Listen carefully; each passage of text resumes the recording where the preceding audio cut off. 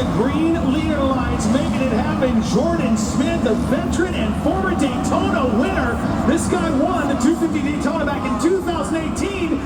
That was when you won Daytona in the 450s, JB. It was, but Joe Shimoda was in fourth and he's down. But this is how it starts for Jordan Smith. This is exactly how you want it to go. Bummer for Joe Shimoda. Remember, he won that first heat race of the night, looked fantastic. But this is how quickly it can change. So look, we're not even halfway through this. Joe Shimoda's already down. He cannot give up at this point. He's got to keep it going. He can still get on the podium in this mud race. I see the 55 out there, and the 24 dropped way back. Your points leader with the red plate. RJ Hampshire was a little bit back. We'll see if he can catch up, but Jordan Smith looking good. The Shimoda stalls his bike in the right-hand turn. Let's hope this isn't the mechanical, but he's trying to get into neutral, trying to start his motorcycle. You wonder if in that crash, something had happened to damage the bike. This is not good for Joe Shimoda. And that's if he can get it going. And look at his heat race. Did so well there, won his heat race. So a little odd to see him not up top right now, Birch. Yeah, heartbreak for the number 30, Joe Shimoda. And we had talked about him starting slow to the start of the season. We've seen it before. He dealt with some injury in the previous season, but right now this one hurts, unlike any injury he's ever had. Yeah, not good for Joe Shimoda. He was a title favorite coming into the season, 4th place last week. Not good, but look at Jordan Smith out front. Got those awesome leader lights going. He was second last week at Anaheim 1 in a great kind of come from behind ride. Look, he's kind of flirting with the edges of the track here, riding the edges, trying to find the smooth line. Oh, he goes from the right to the left. Oh, it's a big mistake, but he still kept it on 2 wheels. Hey, and look at that gap he has between first and second. He can make a mistake or two, but too many of those, man, he'll drop that first spot quick. Absolutely, you don't want to make too many of those because then it starts to turn your brain on. You start to say, oh no, I can't make these mistakes. I've got a big lead. You got to just take one lap at a time. But more than that, Dan, not even just one lap at a time, one corner at a time in these conditions. It's like Joe Shimoda trying to work that bike out or get it out of position. Track workers helping with that, but man, that is a bad place to be on the track. Let's talk about Maximus Boland. You know, he sort of grew up around this area. He's got mud experience, and I was talking to his father, Talon Boland, and he said one of the things he's most impressed about with Monster Energy Closer to Kawasaki is 3 hours on Monday. They watch every heat. They watch race day live, and then they watch both photos with the ISO camera on both him and Levi Kitchen. It's a real good learning tool. Joe Shimoda has jumped off his bike and exited the track. The bike is stuck upright. There's no way to extricate it. That's the safe thing to do, but that has got heartbreak written all over it for the number 30. Absolutely, especially with how the night started, winning that heat race in dominating fashion. He had a great ride in Anaheim 1, wasn't on the podium, but still came from Anaheim. Oh, look, we've got a little pile up in second, third place. Even bigger lead for Jordan Smith now. We've got a couple of them down after the finish line. That is Hampshire with the red backgrounds. RJ Hampshire. Let's look at the replay right here. JB, I want you to take a look at the screen. Who better to take us through this than a pro who's already been in? And look at all the time this is taking for him to extricate himself. Let's take a look at the Supercross big screen. As soon as it comes up, we're going to cut to you, JB. But that is Heartbreak City. Big win last week, and the number 24 goes down. Well, he's still got a shot at it. He's still got to stay patient. Let's see what happened in this replay. Looks like they're just rolling this. See what happens. Oh, and a guy just crashes in front of him, gets him out of his line, and he goes down too. No fault of RJ's at all. But look, that's what can happen in this mud race, and that's why he's got to continue to move forward. He's got to continue to have a positive attitude and say, look, I can keep moving. I can keep going forward. This is a long race. Justin, I'd like to know, how are the track conditions right now compared to when these riders went during the heat race? Is it any different?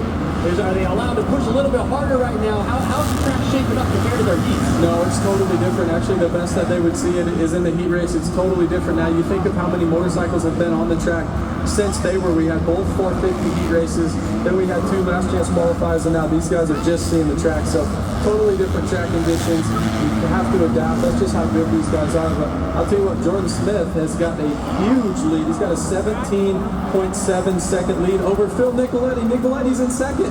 Unreal. Phil Nicoletti pumped up into second like Club MX FXR Yamaha. Great job by Phil. Again, horrible main for him. Wasn't able to make the main last week. And it looks like Max Boland is stopped on the track right now. He is not moving. He is stuck right here before they go back across the starting line. And he is not getting that bike fired up. First Shimoda, now possibly Boland, who was in the running for his first ever podium. Heartbreak. Now we've seen Shimoda do that. Now we've seen Max Boland, and these are championship contenders. These guys are the guys that we talked about before the season that could potentially win this championship. So devastating, absolutely devastating. But look, This is what it is. This is what it can be. Down to you, Lurch. What are you seeing? You know, I got to talk about Phil Nicoletti and the injector problem last week. It was a heartbreak. He made the main event, but no championship points. And you look at the mud back in Unadilla years ago. That's when Phil Nicoletti got his first ever outdoor motocross podium. And when I talked to him earlier in the day, he says, "Man, I'm 35, been about to 34, about to turn 35." And he goes, "Man, one of my goals is to get on a podium at a Supercross, and man, life complete." And man, he is well on his way right now. A long race, but man, he's got to be feeling the pressure now. Well, this could be a great night for Phil. And look, he actually texted me earlier and said, "Hey JB, can you come down and just race this race for me?" He wasn't looking forward to this, but he's doing incredible right now. You speak of Unadilla, Lurch, that's a great pull. He was on the podium, and to get a motocross podium is incredible, but I'll tell you what, for him to get a podium here in front of all you fans in San Francisco, this would be the best highlight of his whole career. So he's got his work cut out for him though. He's got Carson Mumford right on his tail, and look, Mumford had a great Anaheim 1, had a great heat race, but I'll tell you what, Phil will do anything for this podium. RJ Hampshire down again, no goggles this time. You can see him on the Supercross big screen. He has taken his goggles off, which makes it even worse. Last time we checked, he was in 9th spot overall. Number 24 in the Rockstar Energy Husqvarna. Big win last week, heartbreak this week. Yeah, for RJ, you just want to really conserve this championship because I know for sure that he would see Joe Shimoda down. That's one of his biggest competitors.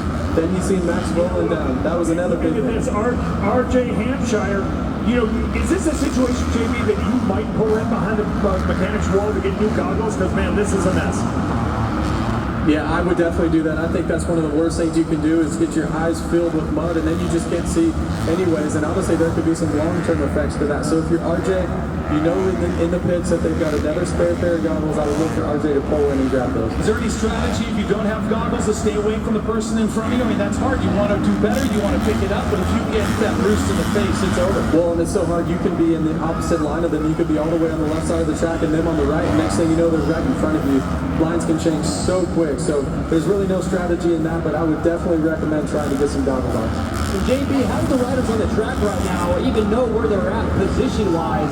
You know how hard their vision is to see. It's probably really difficult to see their pit mechanic and see what they're riding on there. So how would a rider even know in this situation like RJ Hampshire what position he's actually in? Yeah, you're just going to have to really rely on your mechanics in that signal area, or even your crew chief guys that are radioing down to your mechanic to say, you know, fill them in. Try and talk him through this main event. Okay, you're P11, RJ, but keep moving forward and try to give them some encouraging words to just keep moving and keep going forward. Anything can happen. You've got to get as many points as you can. Each position counts. I'm looking at Levi Kitchen in 2nd place. He got 3rd last week. Right now he's moving a little bit closer to Jordan Smith. Last time we checked, there's about a 6.1 second gap. Can he close that gap? That is the question. Ryder D just seeing the 34 machine come off the track, so he is out of this one. From heat winner to pushing the bike off, things are changing quickly. Carson Mumford looks like he's moved up into 3rd ahead of Phil Nicoletti. Phil Nicoletti's career best in Supercross is a 5th. He's gotten 5th 4 times in his career. Last time was in St. Louis in 2022. Now let's talk about Carson Mumford. What a week he had. He came out in the heat last week in Anaheim and had a good showing. He didn't really show up in the main event, but man, he showed some real fire in those heats. And interesting with Levi Kitchen, Dan, you and I spoke to him yesterday, and he said, look, I love the mud conditions where it's so difficult. You have to preserve your motorcycle. You cannot jump anything. You just have to preserve.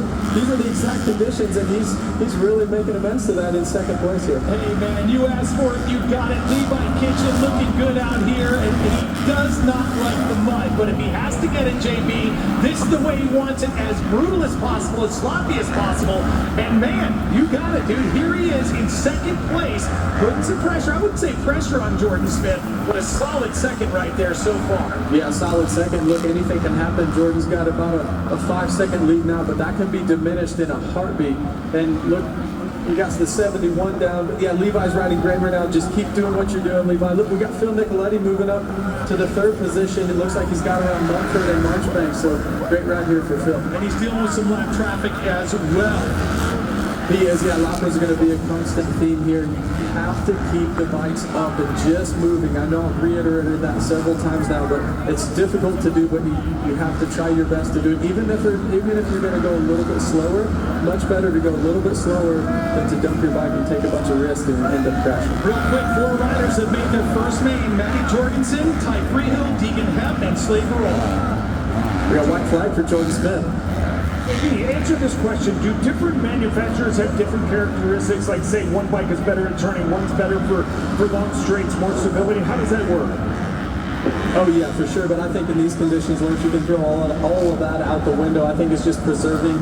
All these motorcycles are incredible, but for right now, this is a lot rider. Jordan Smith is on his last lap, and look, ironically, he's going around. He's coming up to lap RJ Hampshire, who has the red plate.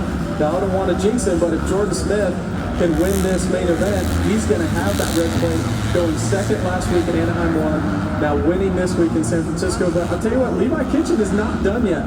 He's got some sense, he's got a sense of urgency. He's jumping some doubles in this rhythm lane, and Jordan's having a tough time getting around RJ. I don't know if RJ's trying to hold him up a little bit, or if they're just kind of in the same line by coincidence, but Jordan's really trying his best to try to get around RJ Hampshire here. Hey, remember the white flag is out. This is the last lap, so the 31 pushing with the 24 now. He looks like he's by clean, but the 47 of Levi Kitchen is turning on as well.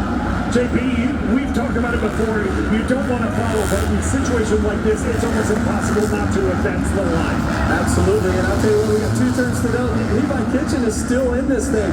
He's going inside right here. Jordan can see him out of his peripheral. 1 turn to go for Jordan Smith. Jordan Smith hasn't won since 2018 Daytona, and he gets the checkered flag. What a run by Jordan Smith. All the way up and over, hand in the air. And RJ Hampshire had a front row seat to that. You know he's not going to like to see that with the guy that came runner up to him last weekend in Anaheim. Now wins this race. He knows he's going to lose that red plate. What a ride for Levi Kitchen in second. Awesome. Yeah, look at the love on top. Big hug, lots of respect for a younger rider and a veteran in the sport. The Stoke is real. They earned this one. First and second place going to Jordan Smith and Levi Kitchen. Phil Nicoletti last week checked, had a shot at the podium. It would be his career best. I believe his first Supercross podium. We're going to go to break, and we'll talk to the podium after we get back.